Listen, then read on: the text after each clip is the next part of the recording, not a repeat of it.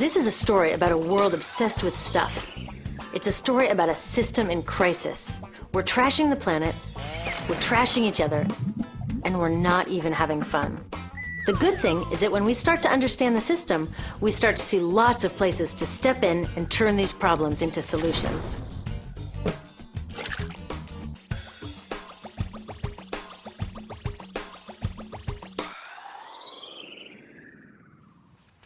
One of the problems with trying to use less stuff is that sometimes we feel like we really need it. What if you live in a city like, say, Cleveland, and you want a glass of water? Are you going to take your chances and get it from the city tap? Or should you reach for a bottle of water that comes from the pristine rainforest of Fiji? Well, Fiji brand water thought the answer to this question was obvious, so they built a whole ad campaign around it. It turned out to be one of the dumbest moves in advertising history. You see, the city of Cleveland didn't like being the butt of Fiji's jokes, so they did some tests, and guess what? These tests showed a glass of Fiji water is lower quality, it loses taste tests against Cleveland Tap, and costs thousands of times more. This story is typical of what happens when you test bottled water against tap water. Is it cleaner? Sometimes, sometimes not. In many ways, bottled water is less regulated than tap. Is it tastier? In taste tests across the country, people consistently choose tap over bottled water. These bottled water companies say they're just meeting consumer demand. But who would demand a less sustainable, less tasty, way more expensive product, especially one you can get for almost free in your kitchen? Bottled water costs about 2,000 times more than tap water. Can you imagine paying 2,000 times the price of anything else? How about a $10,000 sandwich? Yet people in the US buy more than 500 million bottles of water every week. That is enough to circle the globe more than 5 times. How did this come to be? Well, it all goes back to how our materials economy works, and one of its key drivers, which is known as manufactured demand. If companies want to keep growing, they have to keep selling more and more stuff. In the 1970s, giant soft drink companies got worried as they saw their growth projections starting to level off. There's only so much soda a person can drink. Plus, it wouldn't be long before people began realizing that soda is not that healthy and turned back to, gasp, drinking tap water. Well, the companies found their next big idea in a silly designer product that most people laughed off as a passing yuppie fad. Water is free, people said back then. What will they sell us next? Air? So how do you get people to buy this fringe product? Simple. You manufacture demand. How do you do that?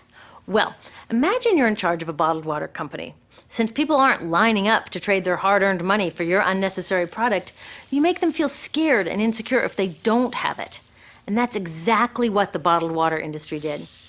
One of their first marketing tactics was to scare people about tap water with ads like Fiji's Cleveland campaign.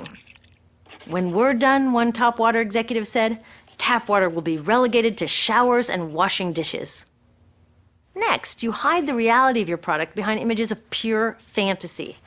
Have you ever noticed how bottled water tries to seduce us with pictures of mountain streams and pristine nature? But guess where 1/3 of all bottled water in the US actually comes from? The tap. Pepsi's Aquafina and Coke's Dasani are 2 of the many brands that are really filtered tap water. But the pristine nature lie goes much deeper. In a recent full-page ad, Nestle said, bottled water is the most environmentally responsible consumer product in the world. What? They are trashing the environment all along the product's life cycle. Exactly how is that environmentally responsible? The problems start here with extraction and production, where oil is used to make water bottles. Each year, making the plastic water bottles used in the US takes enough oil and energy to fuel 1 million cars. All that energy spent to make the bottle, even more to ship it around the planet, and then we drink it in about 2 minutes? That brings us to the big problem at the other end of the life cycle, disposal. What happens to all these bottles when we're done? 80% end up in landfills, where they will sit for thousands of years, or in incinerators, where they are burned, releasing toxic pollution. The rest gets collected for recycling. I was curious about where the plastic bottles that I put in the recycling bins go. I found out that shiploads were being sent to India, so I went there. I will never forget riding over a hill outside Madras, where I came face to face with a mountain of plastic bottles from California. Now, real recycling would turn these bottles back into bottles. But that wasn't what was happening here. Instead, these bottles were slated to be downcycled, which means turning them into lower quality products that would just be chucked later. The parts that couldn't be downcycled were thrown away there, shipped all the way to India just to be dumped in someone else's backyard. If bottled water companies want to use mountains on their labels, it would be more accurate to show one of these mountains of plastic waste. Scaring us, seducing us, and misleading us. These strategies are all core parts of manufacturing demand. Once they've manufactured all this demand, creating a new multi-billion-dollar market, they defend it by beating out the competition. But in this case, the competition is our basic human right to clean, safe drinking water. Pepsi's vice chairman publicly said, "The biggest enemy is tap water." They want us to think it's dirty and bottled water is the best alternative. In many places, public water is polluted, thanks to polluting industries like the plastic bottle industry. And these bottled water guys are all too happy to offer their expensive solutions, which keep us hooked on their products. It is time we took back the tap. That starts with making a personal commitment to not buy or drink bottled water unless the water in your community is truly unhealthy. Yes, it takes a bit of foresight to grab a reusable bottle on the way out, but I think we can handle it. Then take the next step.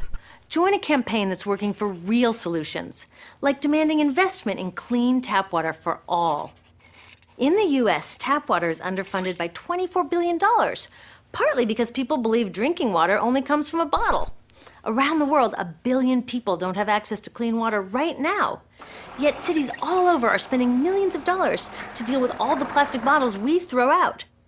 What if that money was spent improving our water systems, or better yet, preventing pollution to begin with? There are many more things we can do to solve this problem. Lobby your city officials to bring back drinking fountains. Work to ban the purchase of bottled water by your school, your organization, or entire city. This is a huge opportunity for millions of people to wake up and protect our wallets, our health, and the planet. The good news is it's already started. Bottled water sales have begun to drop while business is booming for safe, refillable water bottles. Yay! Restaurants are proudly serving tap, and people are choosing to pocket the hundreds or thousands of dollars they would otherwise be wasting on bottled water. Carrying bottled water is on its way to being as cool as smoking while pregnant. We know better now. The bottled water industry is getting worried because the jig is up. We are not buying into their manufactured demand anymore. We will choose our own demands, thank you very much, and we're demanding clean, safe water for all.